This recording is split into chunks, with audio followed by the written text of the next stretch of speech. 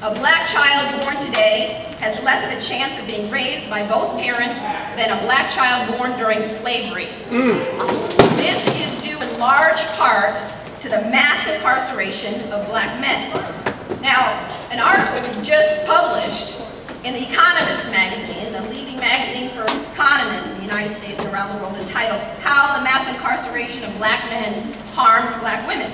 The article explained that the majority of black women in the U.S. are unmarried, including 70% of professional black women, largely due to the mass incarceration of black men, which not only takes them out of the dating pool during the years in which they would be most likely to marry, but also renders them permanently unemployable and unable to contribute to a family, making it far less likely they will choose to marry even when they fall in love. Now, in some major urban areas, more than half of working-age African-American men have criminal records and are thus subject to legalized discrimination for the rest of their lives.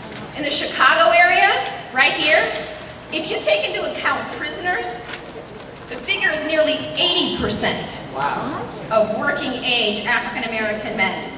These men are part of a growing under-caste, not class, caste. They are permanently locked into an inferior second-class status by law and custom, much like their grandparents or great-grandparents may have been.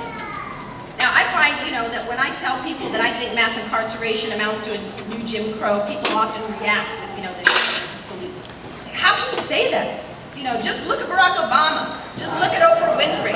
Look at Colin Powell. Look at Condoleezza Rice. The list goes on and on of these extremely successful, wealthy or powerful African Americans who have made it. And that's offered as proof that nothing like a racial caste system could possibly exist in the United States today.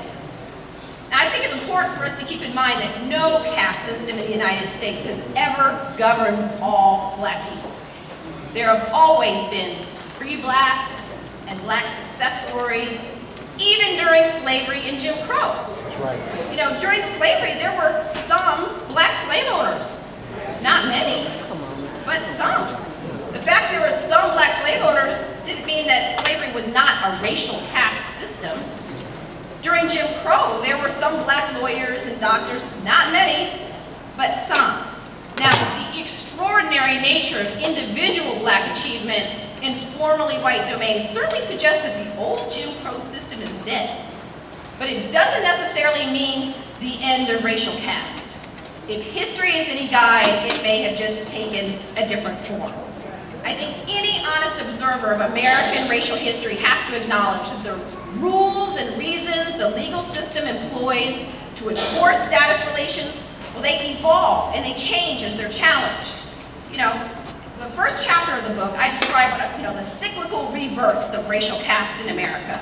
Throughout American history, African Americans have repeatedly been controlled through institutions like slavery and Jim Crow that appear to die, but then are reborn in new form, tailored to the needs and constraints of the time. Now, a perfect example of this is the convict leasing system, right? After the collapse of slavery, after the Civil War, African American men were arrested en masse. It was our nation's first prison boom. African American men were targeted and arrested for extremely minor violations like loitering or vagrancy because they had no jobs. They were arrested, sent to prison, and then leased to plantations.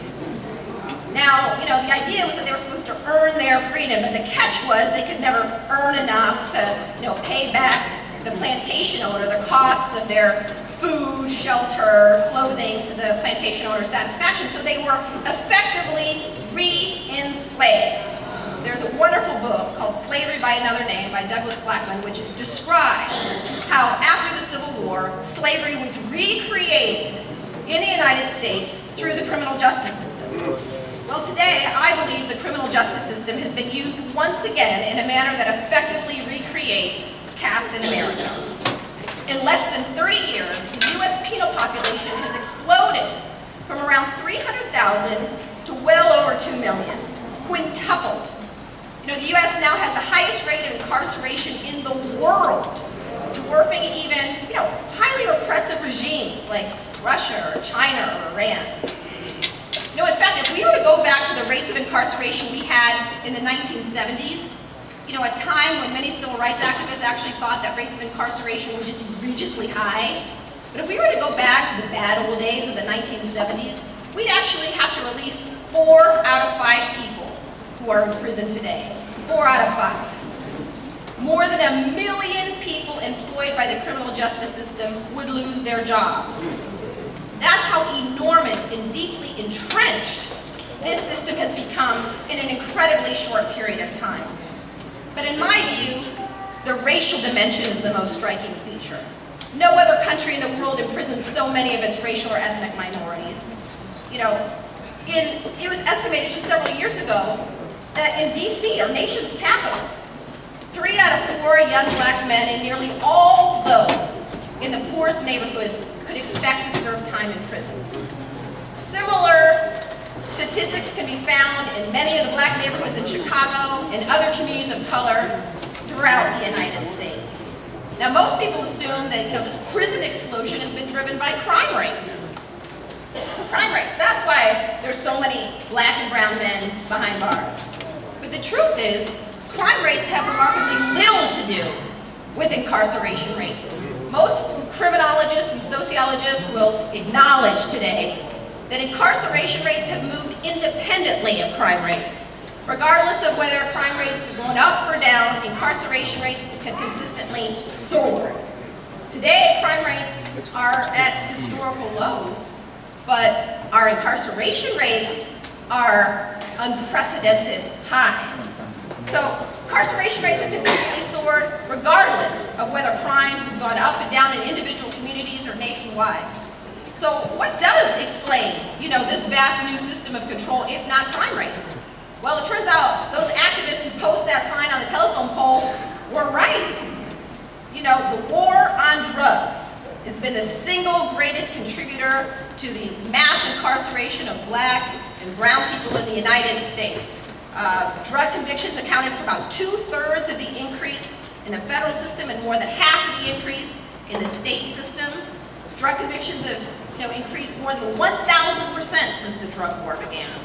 And for those who might imagine, like I once did, that the goal of the drug war has been to root out violent offenders or drug kingpins, no, not at all. Federal funding flows to those state and local law enforcement agencies that boost dramatically the sheer volume, the sheer number of drug arrests, creating an incentive to fan out into poor communities of color and round up in mass as many low-level offenders as you possibly can. That's why there's stop and frisk operations going on in Chicago, New York, LA, where youth are stopped and frisked, their backpacks rifled apart while they're standing on the street corner waiting to catch the school bus. In 2005, for example, 4 out of 5 drug arrests were for possession. Only 1 out of 5 for sales. Contrary to popular belief, most people in state prison for drug offenses have no history of violence or significant selling activity. And in the 1990s, the period of the greatest expansion of the drug war, nearly 80% of the increase was for marijuana possession. Drug arrests